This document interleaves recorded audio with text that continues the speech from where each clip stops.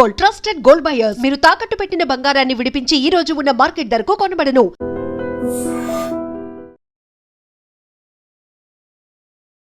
Welcome to I dream. నేను ఉదయశ్రీ. మనం ఏదైనా అపార్ట్మెంట్లో ఫ్లాట్స్ కొనేటప్పుడు ఎలాంటి జాగ్రత్తలు తీసుకోవాలి తెలియజేయడానికి మనతో పాటు స్టూడియోలో advocate and expertise in properties GM Rao garu ఉన్నారు. అడిగి తెలుసుకుందాం. నమస్తే సార్. నమస్తే అమ్మా. ఎక్కువగా అంటే మీరు you are an expert in properties, so knowing everything, ఎక్కువగా ఎలాంటి మిస్టేక్స్ చేస్తూ ఉంటారు, తర్వాత ఎలాంటి ప్రాబ్లమ్స్ ఫేస్ చేస్తూ ఉంటారు ఈ అపార్ట్మెంట్ కొన్నవాళ్ళు? ఏం చూసుకోవాలి, ఎలాంటి జాగ్రత్తలు పాటించాలి? అపార్ట్మెంట్ కొనే ముందు ప్రతి ఒక్కళ్ళు తీసుకోవాల్సిన జాగ్రత్తలు తీసుకోవట్లేదమ్మా. అంటే ఇనిషియల్లోనే వాళ్ళు ఏమనుకుంటున్నారంటే ఎవ్రీథింగ్ ఈజ్ కామన్ కదా. ఫర్ ఎగ్జాంపుల్, ఇప్పుడు బిల్డర్ అగ్రిమెంట్ ఉంటుంది, డెవలప్మెంట్ అగ్రిమెంట్ అని ఉంటుంది ఓనర్కి బిల్డర్కి. ఓకే, సో అపార్ట్మెంట్ కొనేవాళ్ళు ఫస్ట్ ఆఫ్ ఆల్ ఆ ఓనర్ బిల్డర్కి ఉన్న టర్మ్స్ అండ్ కండిషన్స్ ఏంటిది, ఈయనకు జీపీఏ ఉందా, రైట్స్ ఉందా, మళ్ళీ అసోసియేషన్ ఎప్పుడు ఫామ్ చేయాలి, అవన్నీ కొన్ని క్లాజెస్ ఉన్నాయా లేవా అనేది మన డెవలప్మెంట్ అగ్రిమెంట్ చెక్ చేసుకోవాలి. ఇది బిల్డర్స్కి కూడా అవసరము. అంటే ఓనర్తో ప్రాబ్లం రాకుండా, గవర్నమెంట్తో ప్రాబ్లం రాకుండా ఆ డెవలప్మెంట్ అగ్రిమెంట్ అనేది ఫస్ట్ స్ట్రాంగ్ ఉండాలి. That is the foundation of the building. అంటే ఇద్దరు, ఒక డెవలపరు, ఒక బిల్డరు అండ్ ఓనరు. ఓనరు ఇతనికి ల్యాండ్ ఇస్తాడు, ఇచ్చి బాబు నువ్వు కన్స్ట్రక్షన్ చేసి ఇవ్వండి, దీంట్లో నాకు 50%, 60%, 60-40 ఏదో రాసుకుంటారు వాళ్ళు టర్మ్స్ అండ్ కండిషన్స్ అని. ఆ టర్మ్స్ అండ్ కండిషన్స్ అన్నీ ప్రాపర్గా ఉండాలి. అది అలా ఉండడంతో బిల్డర్కి, ఓనర్కి బెనిఫిట్, అపార్ట్ ఫ్రమ్ దట్ కొనేటోళ్ళకి కూడా బెనిఫిట్. అక్కడ ఈ డ్రాఫ్టింగ్ చేసే వాళ్ళ దగ్గర కొన్ని వదిలేస్తుంటారు. ఇప్పుడు ఫర్ ఎగ్జాంపుల్, ఒక మనిషి ఫ్లాట్ కొనాలనుకుంటే ఈ కాలంలో తక్కువలో తక్కువ 70 lakhs, 80 lakhs, అది సెకండ్ హ్యాండ్ ఫ్లాట్. 80 lakhsలో కొత్తది కూడా రావచ్చు. ఇంకా మనకు రియల్గా కొత్తది కావాలనుకుంటే 1 crore అయిపోయింది ఇప్పుడు ఇక ఎక్కడ చూసినా కానీ. ఎంత కష్టపడితే అమౌంట్ మొత్తము సేవింగ్స్ నుంచి చేసి బ్యాంక్ లోన్ తీసుకొని కొంటారు. కొన్న తర్వాత ఈ కొనే ముందు ఏం చేస్తారని అంటే వాళ్ళు బ్లైండ్గా కొనేస్తుంటారు, బ్లైండ్గా సేల్ అగ్రిమెంట్ ఎంటర్ అయిపోతారు. ఈ బిల్డర్ డెవలప్మెంట్ అగ్రిమెంట్ అయిపోయింది, తర్వాత బిల్డర్ దగ్గరికించో ఓనర్ దగ్గరికించో కొనేటప్పుడు ఏం చేస్తారు, ఆ ఓనరు లేకపోతే బిల్డర్ షేర్లో నుంచి ఇతనికి ఒక సేల్ అగ్రిమెంట్ రాసిస్తారు. నీది ఫ్లాట్ నెంబర్ సో అండ్ సోరా బాబు, ఇంత ఉంది ఇంత ఉంది అని చెప్పేసి. సో వీళ్ళు బ్లైండ్గా సరే అగ్రిమెంట్ అయిపోయింది కదా అని అనుకుంటారు. అగ్రిమెంట్ ఫార్మాటెడ్ ఇప్పుడు మన సబ్ రిజిస్టర్ ఆఫీస్ దగ్గర పోయి కూర్చున్నా, లేకపోతే ఈ డెవలపర్స్ బిల్డర్స్ ఇచ్చే అగ్రిమెంట్ ఒక 5-6 పేజీలలో ఉంటుంది మ్యాక్సిమంగా. యాక్చువల్గా అగ్రిమెంట్ అనేది ఫుల్ డీటెయిల్గా ఉండాలండి. It should cover every aspect. అది చూసుకోరు మన కొనేవాళ్ళు. ఇప్పుడు కొనేవాళ్ళు మనకు సేల్ అగ్రిమెంట్ ప్రాపర్గా ఉందా లేదా చూసుకుంటే మ్యాక్సిమంగా వచ్చే ప్రాబ్లమ్స్ అవాయిడ్ చేయవచ్చు. ఓకే, ఫర్ ఎగ్జాంపుల్ మనం ఒకటి తీసుకున్నామని అనుకుంటే, అన్నీ చెప్పట్లేదు నేను, టైం సరిపోదు మనకు. సో కొన్ని చాలా ఇంపార్టెంట్ చూసుకోవాల్సినవి ఏంటిదని అంటే, నేను ఇప్పుడు ఒక 15 lakhs పే చేశాను అడ్వాన్స్గా, 25 lakhs పే చేశాను అడ్వాన్స్గా పే చేసిన తర్వాత బిల్డరు మనకు ఆన్ టైం ఇవ్వట్లేదు. 6 months తర్వాత డెలివరీ ఇస్తానన్నాడు, పొజిషన్ ఇస్తానన్నాడు, కానీ ఇవ్వట్లేదు. ఇంకో 6 months గడుస్తుంది. మరి అట్లాంటి సిచ్యువేషన్లో ఏంటి క్లాజు, రిఫండ్ క్లాజ్ పెట్టాడు అనుకోండి, రిఫండ్ విత్ ఇంట్రెస్ట్ పెడుతున్నాడా లేదా, ఓకే, దీంట్లో చూసుకోవాలి. ఇప్పుడు పోనీ బిల్డర్ తరఫు నుంచి క్యాన్సిల్ చేయాలనుకుంటున్నాడు, అతను సింపుల్గా ఏం చేస్తాడు, వీళ్ళు రిఫండ్ చేస్తాము అని అంటాడు. రిఫండ్ ఎప్పుడు చేస్తాడు, 3 నెలల్లోనా 6 నెలల్లోనా? ఇప్పుడు ఇంకా గమ్మత్తుగా మనం చూసుకునేది ఏంటిదని అంటే, పెద్ద పెద్ద బిల్డర్స్ ఉంటారు, వాళ్ళ దగ్గర మీరు ఈ క్లాజ్కి ఇట్లా చెక్ చేస్తే వాళ్ళు ఏమంటారని అంటే, after selling that apartment will pay you. మీరు తీసుకున్నారు, మీరు బుక్ చేసుకున్నారు అపార్ట్మెంట్, మీరు 25 లక్షలు కట్టారు, ఇప్పుడు వద్దంటున్నారు. నేను వేరేవాడికి అమ్ముకున్న తర్వాత నీకు అమౌంట్ ఇస్తానంటాడు. అది వేరేవాడికి అమ్ముకునేది టైం లిమిట్ లేదు కదా, ఇంకా అది 3 సంవత్సరాలు పడుతుందా 5 సంవత్సరాలు పడుతుందా తెలియదు. ఇక్కడ చాలా సఫర్ అవుతారు. ఇది ఒక్క పాయింట్ మాత్రమే, ఇది చాలా మేజర్ పాయింట్. పోనీయండి, ఇది అతను క్యాన్సిల్ చేస్తే, ఒకవేళ కొన్న పర్సన్ క్యాన్సిల్ చేయాలనుకుంటున్నాడు, 25 లక్షలు కట్టాడు, కొన్న పర్సన్ నేను క్యాన్సిల్ చేయాలనుకుంటున్నాను, నా వల్ల అవ్వట్లేదు, లేకపోతే నేను ఐఎమ్ నాట్ ఇంట్రెస్టెడ్ ఎనీమోర్ అని చెప్పాడు అనుకోండి. అట్లాంటప్పుడు ఏం చేస్తారు, దానికి కూడా ఎంత మేము కట్ చేస్తాము అనేది కూడా రాయరు. ఎంత కట్ చేస్తాము అనేది రాయరు. వాళ్ళు ఏం చేస్తారు, 25 లక్షల నుంచి 10 లక్షలు కొట్టేసి లేదండి we have to deduct 10% for this administrative charges, ఆ ఛార్జెస్ ఈ ఛార్జెస్ కింద మీకు వచ్చేది 15 లక్షలు వస్తాయి అంటారు. అయిపోయిందా? ఇక్కడ కూడా మళ్ళీ లీగల్ లూపోల్స్ చాలా ఉన్నాయి. సరే ఆ 50% 10 lakhs తీసుకునేది కూడా చాలా తప్పు. రేరా యాక్ట్ ప్రకారంగా అది 10% మాత్రమే ఉండాలి. ఓకే. వీళ్ళేమో 50%, 25% ఇష్టం వచ్చినట్టుగా లంసం అని చెప్పి తీసేసుకుంటారు. కానీ ఆ రకం కాకుండా ప్రాపర్గా డిఫైన్ అయి ఉండాలి. 10% మేము డిడక్ట్ చేస్తాము క్యాన్సిల్ చేస్తే అని చెప్పి. తర్వాత నెక్స్ట్ మిగతా అమౌంట్ ఎప్పుడు ఇస్తామనేది కూడా క్లియర్గా ఉండాలి. మీరు కట్టిన 25 లక్షల నుంచి 10% 25,000 ఆర్ సంథింగ్ లైక్ దట్ తీసుకున్న తర్వాత 2,50,000 తీసుకున్న తర్వాత రిమైనింగ్ అమౌంట్ ఎప్పుడు ఇస్తాము, ఎంత డేట్ లోపటి ఇస్తాము అనేది కూడా క్లియర్గా రాసి ఉండాలి. ఇంత డీప్గా ఎవరు చూసుకోరు, తీసుకుంటారు. ఇది క్యాన్సిల్ సిచ్యువేషన్. నెక్స్ట్ సిచ్యువేషన్ వచ్చేసి ఏంటిదని అంటే మనకు అపార్ట్మెంట్ బిల్డర్ కట్టిన తర్వాత డిఫెక్ట్స్ వస్తాయండి. అవును. కొత్త అపార్ట్మెంట్ కొంటారు వీళ్ళందరూ కలిసి. పోనీ ఆ కొత్త అపార్ట్మెంట్ కొనేటప్పుడు అంతకుముందు మన డిఫెక్ట్స్ కంటే ముందు ఇంకొకటి మనం డిస్కస్ చేయాల్సింది ఏంటంటే ఫార్మేషన్ ఆఫ్ అసోసియేషన్. తెలంగాణలో హైదరాబాద్లో నేను చూసిన చాలా ప్రాబ్లమ్స్ ఏంటిదనంటే బిల్డర్ అండ్ ఓనర్ మన డెవలప్మెంట్ అగ్రిమెంట్లో అసోసియేషన్ ఎట్లా ఫామ్ చేయాలి, ఎప్పుడు ఫామ్ చేయాలి, అసోసియేషన్కి మన లింక్ డాక్యుమెంట్స్ ఎప్పుడు హ్యాండ్ ఓవర్ చేయాలి, ఇవన్నీ రాయరండి. సో ఏం జరుగుతుంది ఇప్పుడు కొన్ని అసోసియేషన్స్లో నేను డీల్ చేసిన అసోసియేషన్లో ఫస్ట్ అసోసియేషన్ ఫామ్ చేసి వదిలేసి వెళ్ళిపోతాడు బిల్డర్. అసోసియేషన్ కూడా ఫామ్ చేయడు. అసలు డ్యూటీ ఎవరిది అంటే ఓనర్ అండ్ బిల్డర్ కలిసి అసోసియేషన్ ఫామ్ చేసి అసోసియేషన్కి హ్యాండ్ ఓవర్ చేయాలి లింక్ డాక్యుమెంట్స్ అన్ని. అట్లా జరగట్లేదు చాలా దగ్గర. ఇవి ఎక్కడ చెప్తున్నాను నేను, ఒక 6 floors అట్లా కట్టే అపార్ట్మెంట్స్, ఇండిపెండెంట్ అపార్ట్మెంట్స్ లాగా కడుతుంటారు. దాంట్లో బిల్డర్ చేయెత్తేసి వెళ్ళిపోతాడు, అసోసియేషన్ ఫామ్ అవ్వదు. అందులో ఉన్న వాళ్ళే ఎవరో ఇనిషియేట్ తీసుకొని అందరం మనం అసోసియేషన్ ఫామ్ చేయాలని అంటాడు. ఒక 30 flats ఉన్నాయనుకోండి, ఒక 15 మంది 16 మంది ఒక అసోసియేషన్ ఫామ్ చేసుకుంటారు. అది ఫామ్ చేసింది ఇంకోనికి నచ్చదు, వాడు పోయి ఇంకో అసోసియేషన్ ఫామ్ చేసిండు. అంటే ఒక బిల్డింగ్లో 2-3 అసోసియేషన్స్. ఇది ఎక్కడ ప్రాబ్లం వచ్చింది? దానివల్ల ఆ బిల్డింగ్ రెప్యుటేషనే పోతుంది, ఆ బిల్డింగ్ వాల్యూ కూడా పోతుంది. దానికి మనకి అనుకున్నంత రీసేల్ వాల్యూ కూడా రాదు ఇట్లాంటి డిస్ప్యూట్స్ తోటి. ఇది మనకు association farming, handing over of. ఈ అసోసియేషన్ ఫార్మింగ్ జరగకపోవడం వల్ల బిల్డింగ్ రెప్యుటేషన్ మొత్తం దెబ్బతిని దానికి రీసేల్ వాల్యూ లేకుండా పోతుంది. ఎందుకంటే మేనేజ్మెంట్ ఎవరు ఉండరు. నేను కట్టను అంటాడు మెయింటెనెన్స్. చాలా దగ్గర జరిగేది ఇదే, నీ అసోసియేషన్ ఇన్వాలిడ్, నేను నీకు మెయింటెనెన్స్ కట్టను అంటాడు. ఒక బిల్డింగ్లో ఒక 30 flats ఉన్న దగ్గర ఒక 14 members మెయింటెనెన్స్ కట్టకపోతే బిల్డింగ్ పరిస్థితి ఏముంటుంది? మెయింటైన్ చేయలేము. వాటర్ కానీ ఎలక్ట్రిసిటీ బిల్స్ పే చేయడం కానీ ఇది ఒక ప్రాబ్లంగా తయారవుతుంది. సో బయ్యర్స్ కొనేవాళ్ళు ఇట్లాంటి జాగ్రత్తలు ఇవన్నీ తీసుకోవాలి. ఇది కాకుండా అసోసియేషన్దే కాకుండా now will come to the car parking. Car parking ఏంటిదనంటే ఓరల్గా చెప్తారండి చాలామంది. ఓకే, కొనేటప్పుడు ఇది నీ కార్ పార్కింగ్ ఇస్తున్నాను, మొత్తం అయిన తర్వాత ఇస్తాను నీ కార్ పార్కింగ్ తప్పకుండా అది ఇది అని అంటాడు. అయిన తర్వాత ఇగో ఇది నీ కార్ పార్కింగ్ అని అంటాడు. అనేసాడు, వెళ్ళిపోయాడు అతను. బిల్డింగ్ విల్లరు ఓనరు కట్టేసి ఆయనకి ఒకటి నీ కార్ పార్కింగ్ అని చెప్పి వెళ్ళిపోయాడు. మళ్ళీ అసోసియేషన్ ఫామ్ అయింది వీళ్ళ దగ్గర ప్రైవేట్గా. అసోసియేషన్ వాడు ఏమంటాడు, ఇది నీ కార్ పార్కింగే కాదంటాడు. అట్లా కూడా జరిగింది ఇప్పుడు కేసు. ఇప్పుడు వాడు ఏం కావాలా, what is the proof that he has been allocated with the car parking.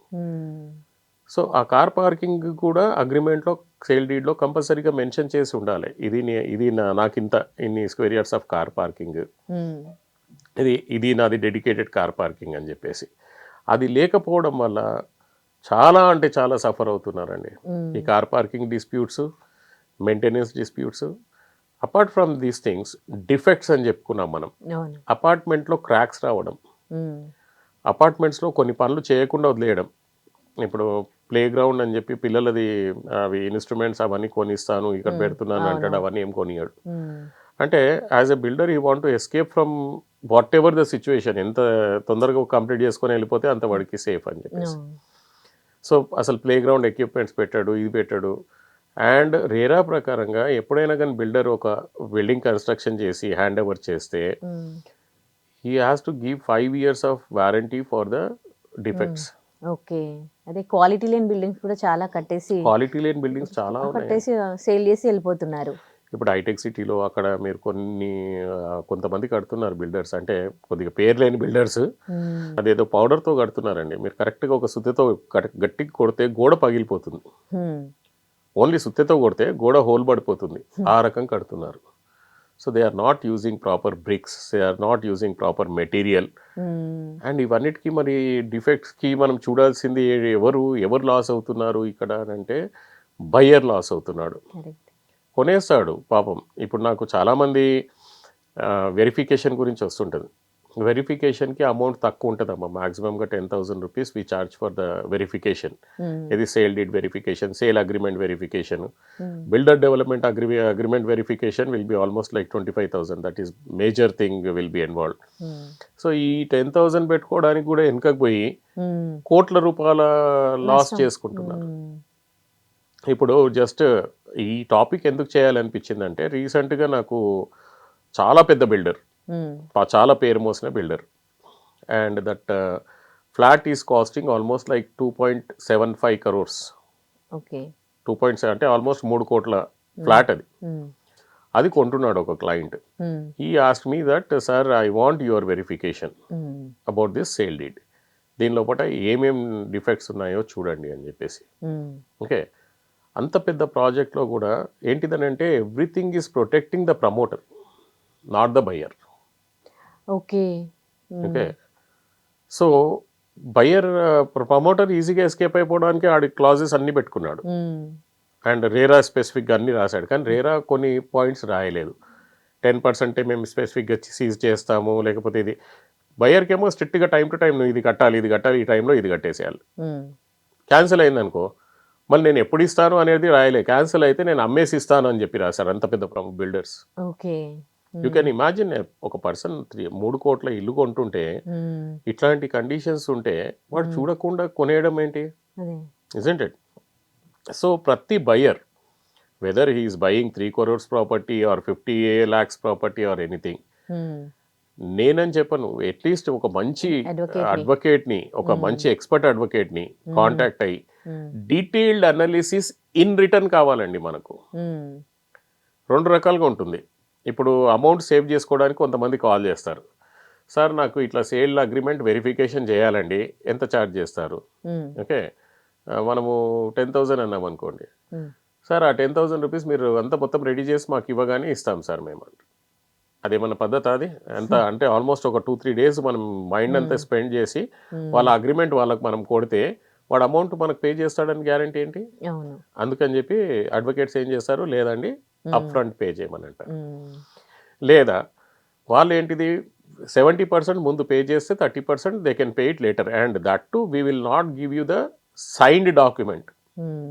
Complete pay చేస్తేనే సైన్డ్ డాక్యుమెంట్ ఇస్తాం, లీగల్ ఒపీనియన్, లేకపోతే డ్రాఫ్ట్ లీగల్ ఒపీనియన్ ఇస్తాం. ఓకే. సో ఈ లీగల్ ఒపీనియన్ అనేది మీరు డీటెయిల్గా రిటర్న్లో పెట్టుకుంటే ఒక్కొక్క క్లాజ్ గురించి మనం మాట్లాడుకోవచ్చు. సేల్ అగ్రిమెంట్లో ఏమేమి మిస్ అవుతుంది, మ్మ్. ఏవే పాయింట్స్ ఉండాలి, మ్మ్. ఏమేమి మిస్ అయిపోయాయి, పెట్టిన దాంట్లో మళ్ళీ ఏమేమి డిఫెక్ట్స్ ఉన్నాయి, మ్మ్. ఇవన్నీ మనం మాట్లాడుకుంటే సేల్ అగ్రిమెంట్ పర్ఫెక్ట్గా ఉంటే దెన్ దే కెన్ వాళ్ళు ఏంటిదంటే సేఫ్ ఫీల్ అవ్వచ్చు. ఒక పెద్ద బిజినెస్ రియల్ ఎస్టేట్లో జరిగేది ఇప్పుడు కూడా జరుగుతుంది. అంటే అన్ఎడ్యుకేటెడ్ పీపుల్ కానీ లేకపోతే ఎడ్యుకేటెడ్ అయ్యి ఉండి ఏదో కొద్దిగా అమౌంట్ సేవ్ చేసుకుందాం అనుకునే వాళ్ళ దగ్గర నుంచి ఏం జరుగుతుందంటే అండి, ఇప్పుడు మీ దగ్గర ఒక ప్లాట్ ఉంది, నేను కొందాం అనుకుంటా, కొందాం అనుకోని నేను మీ దగ్గర అగ్రిమెంట్లో ఎంటర్ అయిపోతా. ఇది ఓన్లీ మీ ప్లాట్ గురించి మాట్లాడుతున్నాను. ఎకర్స్ ఆఫ్ ల్యాండ్ కూడా ఇట్లాగే జరుగుతుంది. ఊర్లలో ఎకర్స్ ఆఫ్ ల్యాండ్ పైన కూడా ఇదే జరుగుతుంది. ఏంటిది అది అని అంటే, ఒక 3 ఎకరాల పొలం ఉందండి మీది, సరే 60 lakhs ఒక ఎకరం అన్నారు. ఈడేం చేస్తాడు, 10 లక్షలు ఇచ్చి ఆ 3 ఎకరాలకు అగ్రిమెంట్ చేసుకుంటాడు. ఇంకా వేరోడు అమ్మలేడు. ఏమన్నా అంటే కోర్టుకి వెళ్ళి డిస్ప్యూట్ చేసేస్తాడు ఆ ల్యాండ్కి. నాకు అగ్రిమెంట్ చేశాడు వీడు ఎవరికి అమ్మొద్దని. 10 సంవత్సరాలు 20 సంవత్సరాలు లాక్ అయిపోతుంది, అయిపోయింది. దాని తర్వాత కాళ్ళు వేళ్ళు పట్టుకొని వాడికి సరేరా బాబు ఏదో ఒకటి అని అంటే, నాకు తెలిసిన కొంతమంది చాలామంది నా కళ్ళ ముందలు జరిగినాయండి ఇక్కడ భువనగిరి అక్కడ ఇక్కడ. పాపం పేద రైతుల దగ్గరికించి వాళ్ళ దగ్గరికించి ఇలా దగ్గరికించి పోయి ముందు చెప్పేసి ఒట్టి అగ్రిమెంట్లో ఎంటర్ అయిపోయి ఆల్మోస్ట్ జస్ట్ ఒక 2-3 లక్షలు ఇచ్చి అగ్రిమెంట్లో ఎంటర్ అయిపోయి త్రో అవే ప్రైస్కి కొనుక్కున్న వాళ్ళు చాలా మంది ఉన్నారు.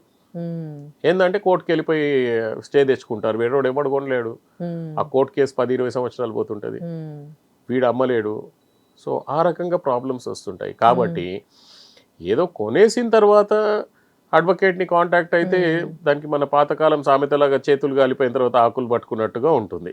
ఎందుకు అడ్వకేట్స్కి అంటే ఇలాంటివన్నీ కూడా ఫ్రీగా సర్వీసెస్ ఫ్రీగా కావాలనుకుంటారు, చాలా తక్కువలో కావాలనుకుంటారు. చాలా తక్కువలో కోట్ల ప్రాపర్టీస్ కొంటారు, 10-20 వేల దగ్గర కొంచెం కక్కుర్తి పడ్డం వల్ల అంతే కోట్ల రూపాయలు, లక్షల రూపాయలు లాస్ అవుతూ ఉన్నారు. ఇప్పుడు చూడండి, మనకు ఒక సేల్ అగ్రిమెంట్ వస్తుంది వెరిఫికేషన్ గురించి. Sale agreement, sale deed. Builders ఏం చేస్తారని అంటే, కొత్త బిల్డరు లేకపోతే బిల్డర్కి కూడా నేను చేంజ్ చేయాలి అడ్వకేట్ అనుకుంటే నా దగ్గరకు వస్తారు. సార్ ఇవి మేము పాత డీల్ చేసిన ఇవి, దీని లోపల ఏమేమి మిస్టేక్స్ ఉన్నాయి, ఏమేమి లూపోల్స్ ఉన్నాయో అవన్నీ కవర్ చేసి మాకు కొద్దిగా ప్రొటెక్షన్ అయ్యే రకంగా డ్రాఫ్ట్ చేయాలి మీరు. ఓకే, సో ఈ బిల్డర్స్ ఏం చేస్తారని అంటే ఒక మంచి అడ్వకేట్ని పెట్టుకొని ఇద్దరికీ సేఫ్టీ ఉండే రకంగా చూసుకోగలగాలి. ఈ బిల్డర్స్ ప్రొవైడ్ చేసేది బాగానే ప్రొవైడ్ చేస్తారండి. బికాస్ దట్ డెవలప్మెంట్ అగ్రిమెంట్ అది ఫౌండేషన్ వాళ్ళకి మొత్తం, దాని మీదనే వాళ్ళ జీవితం మొత్తం. అంటే అదొక కనీసం ఒక 100 కోట్ల బిల్డింగ్ అయితే మనకి ఇచ్చేది ఎంత, 25 ఒక ఆల్మోస్ట్ అది ఎంత మొత్తం రీసెర్చ్ చేసి తయారు చేయడానికి ఒక maximum 5 to 10 lakhs rupees pay చేస్తారు. అది బిల్డర్ అగ్రిమెంట్, డెవలప్మెంట్ అగ్రిమెంట్. మనమే అగ్రిమెంట్ చేయాలని అనుకుంటే ఇట్ విల్ కాస్ట్ 25,000 to 50,000. మనమే అగ్రిమెంట్ మొత్తమే తయారు చేసి ఇవ్వాలి అనుకుంటే. ఎందుకనుకుంటే the same agreement template he will be using for everybody. That's best option కదా అతనికి. మనం ప్రతి అగ్రిమెంట్కి 10,000 20,000 చార్జ్ చేసే కంటే వాడికి ఒక టెంప్లెట్ ఇస్తాం మనం, నీకు స్పెసిఫిక్గా ఈ బిల్డింగ్కి స్పెసిఫిక్గా అని చెప్పి. So he will be using that. అట్లా కాకుండా బయ్యర్కి ఏం చేస్తాడు, ఇప్పుడు మీరు ఒక బిల్డింగ్ కన్స్ట్రక్షన్ చేశారు, ఈ బయ్యర్ మీ దగ్గర నుంచి కొనాలంటే అతని దగ్గర ఉన్న అగ్రిమెంట్ మాత్రమే ఇస్తాడు, వీడికి కొత్త అగ్రిమెంట్ రాసుకొని ఇవ్వడు. ఓకే, అతను బిల్డర్ ఎవరైతే అమ్ముతున్నాడో, బిల్డరు బయ్యర్ ఎవరైతే ఓనర్ అమ్ముతున్నాడో అతని దగ్గర ఉన్న అగ్రిమెంట్ మాత్రమే ఈయనకి ఇస్తాడు. బాబు ఇగో నీ అగ్రిమెంట్ ఇది అని. అప్పుడు ఏం చేయాల్సి వస్తుంది, we have to that buyer అతను వెరిఫికేషన్ చేయించుకోవాలి అగ్రిమెంట్ కరెక్ట్ ఉందా లేదా అని చెప్పేసి. అవును, అగ్రిమెంట్ కరెక్ట్ ఉందా లేదా తెలియకుండా ఈ కాలంలో జరిగేది ఏంటంటే, LLB ఫస్ట్ ఇయర్ చదువుతున్నాడు, సెకండ్ ఇయర్ చదువుతున్నాడు, వాళ్ళ చుట్టాలలో ఎవడో ఉంటాడు, వాడు చూసి సరే నా కరెక్టే ఉన్నాయి అన్నీ అని చెప్తాడు. అయిపోయింది. వాడికి ట్రాన్స్ఫర్ ఆఫ్ ప్రాపర్టీ యాక్ట్ గురించి ఏం తెలుసు, రేరా యాక్ట్ గురించి ఏం తెలుసు, మన తెలంగాణ హౌసింగ్ డెవలప్మెంట్ యాక్ట్ దేని గురించి తెలుసు, అసలు ఎంత స్పెసిఫికేషన్ ఉండాలి అపార్ట్మెంట్లో ఏం తెలియవు. కానీ జనరల్ పర్పస్ కూడా వీళ్ళు ఇట్లాంటి దగ్గరికి వెళ్ళిపోయి అడుగుతారు. ఇప్పుడు ఇంకా కొంతమంది మన లాయర్స్ ఉంటారు, బిగినర్స్. మీరు వెరిఫికేషన్ చేస్తారా అంటే చేస్తాం. ఎంత అంటే 3,000 లేకపోతే 5,000. వాడేమనుకుంటాడు ఇంత తక్కువలో ఏదో ఒక వెరిఫికేషన్ అయితే చేస్తున్నాడు కదా అని చెప్పి, అది కూడా ఫెయిల్ అయిపోతుంది మ్యాక్సిమంగా. ఇక్కడ కావాల్సింది ఏంటంటే అన్ని యాక్ట్స్ని పట్టుకొని ప్రతి పారాగ్రాఫ్కి డెఫినెట్గా ఇది కరెక్టా కాదా, ఇది కరెక్టా కాదా. ఇప్పుడు మీరు పెద్ద పెద్ద బిల్డర్స్ది అగ్రిమెంట్ చూసారనుకోండి, that will be of 25-30 pages అండి అగ్రిమెంట్. సేల్ డీడ్ కూడా అలాగే ఉంటుంది. అదే మీరు ఈ మనకు జనరల్ పబ్లిక్ ఏం చేస్తారంటే ఇవన్నీ కాదండి అని చెప్తే సబ్ రిజిస్టర్ ఆఫీస్ దగ్గరికి పోతే వాడు ఏం చేస్తాడు, వాడి దగ్గర టెంప్లెట్స్ ఉంటాయి, వాడే టైప్ చేసి సేల్ డీడ్, సేల్ రిజిస్ట్రేషన్, దాని లోపల ఏ ప్రొటెక్షన్ ఉండదు. ఇప్పుడు కొన్న తర్వాత కూడా ఫ్యూచర్ ప్రాబ్లమ్స్ రాకుండా ఉండాలి అని అంటే సేల్ డీడ్ పర్ఫెక్ట్గా ఉండాలి. సేల్ డీడ్ అంటే అయిపోయింది కదా, నేను మీకు అమ్మేశాను, కొన్నాక ఏమైనా ప్రాబ్లమ్స్ రాకుండా ఉండాలంటే దాంట్లో మొత్తం మ్యాక్సిమంగా కవర్ చేసుకోగలగాలి. ఓకే, సో ఎక్స్పీరియన్స్డ్ అడ్వకేట్ ని పట్టుకుంటే ఇవన్నీ కూడా చూసుకోవడానికి చాలా తక్కువ మంది లేరని కాదు, కానీ చాలా తక్కువ మంది ప్రాపర్టీలో ఇంత నాలెడ్జ్ పెట్టుకొని ఇన్ని రకాలుగా అనలైజ్ చేసి ఇచ్చేది. సో నేనైతే డైరెక్ట్గా రిజెక్ట్ చేస్తానండి, ఎందుకంటే I will not compromise about the money.